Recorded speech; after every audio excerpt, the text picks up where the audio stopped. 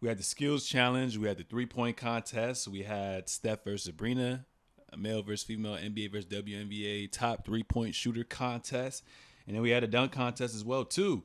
I know, Carl, you said you didn't really watch the skills challenge at all. Did you watch the skills challenge? How do you feel about it? I watched the recaps. I like I said, I'm really happy at how the league has been as far as fluidity wise when it comes to the rules of the All-Star weekends.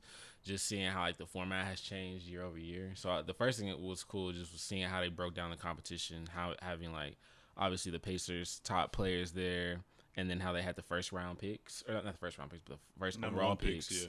And then also some All-Stars. So I felt like that was really cool to kind of see like those peers kind of go at it. But I felt like, ultimately those skills challenges are built for guys like Tyrese, both Tyrese's honestly, and they both showed out. But yeah, I thought it was cool, and I always like when the hometown like all-star teams or players, win certain things. Like even on Friday night, Benedict Matherin won the MVP for the Rising Stars. So it's always good to see like the hosts, guys win.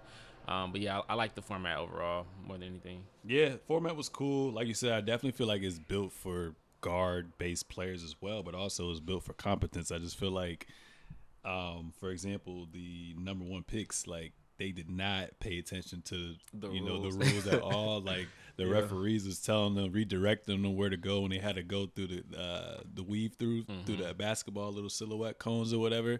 And even with the one when they had to get the points from bounce passes and chest passes and whatnot, like their coordination was terrible. So definitely they need to pay attention to the rules as well too. But like you said, I did like how they had a hometown team and then mix it up with the number one picks and then the All-Stars as well too. So I forgot, with Julius Randle being out for the All-Star game. So Trae Young was one of the replacements, and you said Scotty Barnes as well too. Yeah, so that was pretty interesting. I kind of like back in the day when they just had one player, multiple players, but it wasn't a team. Like back in the day when like D Wade and whatnot went, that was cool. That was cool too.